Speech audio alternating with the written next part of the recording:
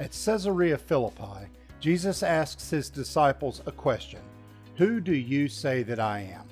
Peter gets the answer right: "You are the Messiah." But getting the right answer isn't always the same as understanding what it means.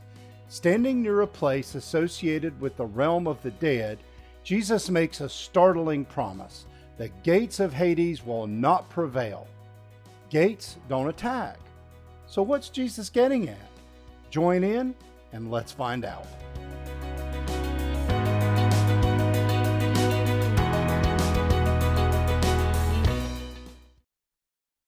It's the beginning of the school year. We could say that the air is abuzz with teaching and learning, problems and solutions, readings and reports, questions and answers. Sometimes, though, there's something that's missing in the air. Probably the most important thing. That thing is meaning.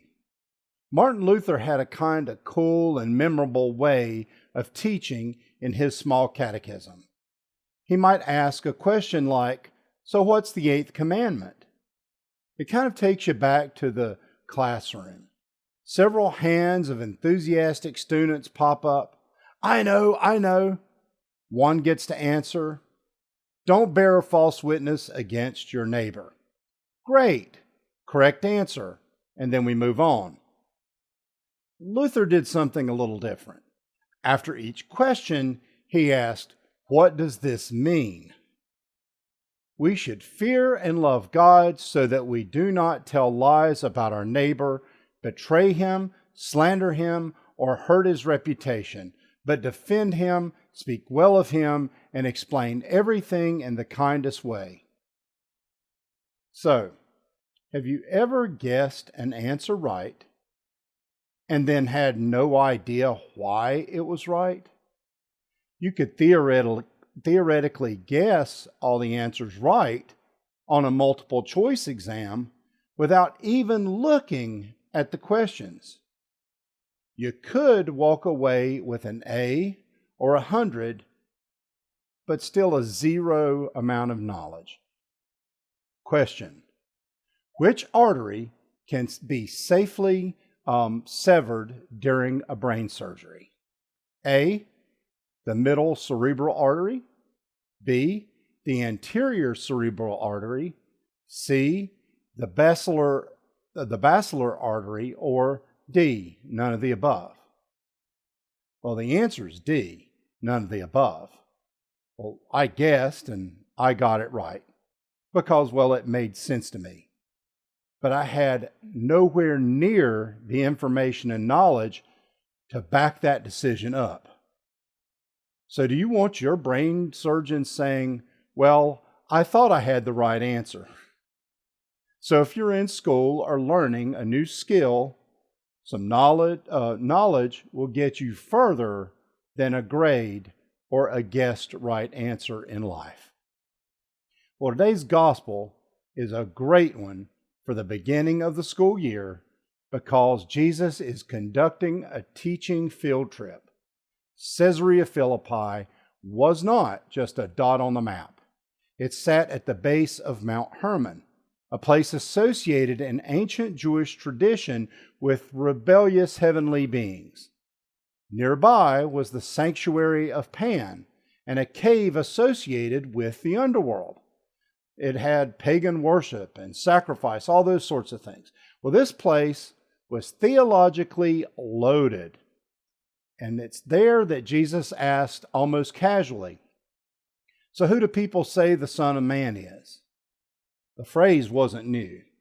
Its great biblical backdrop is in the book of Daniel, where it says, "One like the Son of Man is given an everlasting kingdom that outlasts every earthly power." And the disciples already knew Jesus was talking about himself.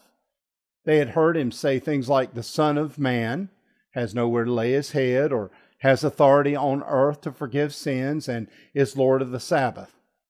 So standing in a place surrounded by ancient claims about gods, powers, kingdoms, and death, Jesus asks who people say he is. It's hard to imagine a better place for the question. Well, they tell him they think you're these people. But then comes what feels like an exam question. Okay, but who do you say that I am? Well, Simon Peter got brave and answered, "You are the Messiah, the Son of the living God." Good answer. Ding, ding, ding. Big green check mark. Oh, yeah. That feeling of getting it right in front of the whole class. But hold on to that until next week, because he got the answer right, but he has no idea what it means. And we can see that unfold. The answer sounded good, and it made sense. If. We'll talk about the if next week. But this week, Pete gets to take the win. This week, though, I discovered something I had never considered in the next sentence. Something that also goes very well with the location. I mean, the people literally thought that cave was an entrance to the underworld. The image was not a fiery hellscape, though, but the place of the dead.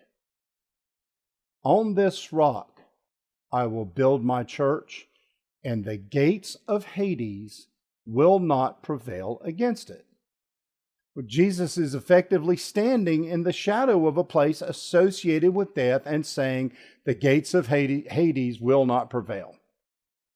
There's something I wished I had noticed about gates long ago. Gates don't attack anybody. The way we make it sound is that hell is storming the church and Jesus promises our defenses will hold. But that doesn't really make sense if you think about what gates are. Forces storm, armies storm, legions attack. But gates are defensive structures. If the gates of Hades can't prevail, then something is coming against the gates because they're actually Hades' gates. Death is what's behind those gates. And this is where the gauntlet is thrown down and the die is cast by Jesus. Standing there in Caesarea Philippi, a massive shift happens. The first words in next week's gospel are ominous. From that time on. This is the pivot moment where Jesus puts death itself on notice. Standing beside a place, people associated with the entrance to the realm of the dead, Jesus essentially says, those gates can't hold. Now, in the movies, there would be epic music building right here, maybe a slow zoom and a pause. You'd hear people in the theater whisper things like, "Oh, it's on now." And you would know that you had missed your opportunity to run to the restroom. Then, next week's gospel. I'm with you. I hate cliffhangers and to be continueds, but I have to do one this week. So, hang in there. At least you can go to the bathroom. Jesus just ties this week's gospel up with, then he sternly ordered the disciples not to tell anyone that he was the Messiah. Well, Peter aces the quiz, and he can't tell anybody? What's this all about?